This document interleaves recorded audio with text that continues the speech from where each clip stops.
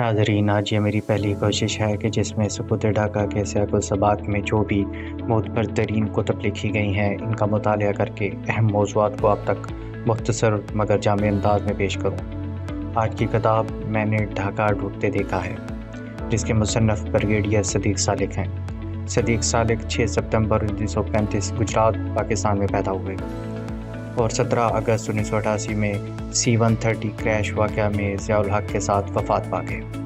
میرا اس کتاب کا مطالعہ کرنا ضروری تھا کہ ایک فوجی افسر ہوتے ہوئے اور ایک اہم عہدے پر تعینات ہونے کے باوجود اس پائے کی کتاب اور بے لاگ تبصرہ کرنا واقعی میں ہمت اور جرأت کا کام تھا، اور مزید یہ کہ مصنف کی موت اس حادثہ میں ہوئی جو آج تک ایک معمہ ہے، اور حادثہ کہتے ہوئے بھی ماتھے پر شکن ضرور آتی ہے۔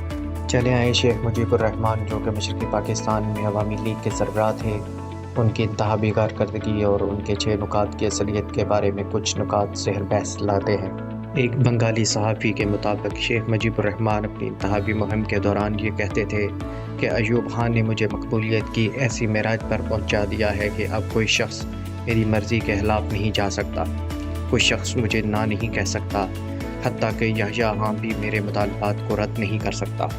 اسی دوران LFO یعنی legal frame work order Yahya Khan martial law administrator کی طرف سے جاری کیا جا چکا تھا، جس کا مقصد اس میں شامل قواعد و ضوابط کے تحت آنے والے انتخابات کروانا تھا، اور یہ LFO شیخ مجیب الرحمان کو سخت ناپسند تھے، کیونکہ مجیب اکثر اپنے دوست احباب میں یہ کہتے تھے کہ میرا مقصد بنگلہ دیش کا قیام ہے، انتخابات ہوتے ہی LFO کو پرزے پرزے کر دوں گا، کون ہے جو انتخابات کے بعد میرے سامنے ٹک سکے۔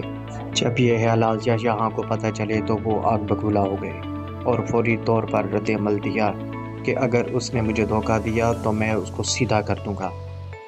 مجیب کے 6 نکات کا مختصر جائزہ لیتے ہیں۔ 1، جس میں کہا گیا کہ 1946 کی قرارداد لاہور کی روشنی میں ایک وفاق میں پارلیمانی نظام کی ضمانت دی جائے۔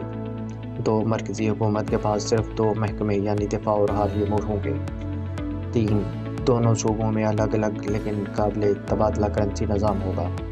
4، ٹیکس لگانے اور تمام تر مالیاتی وصولیوں کا اختیار مرکز کے بجائے صرف صوبوں کے پاس ہوگا۔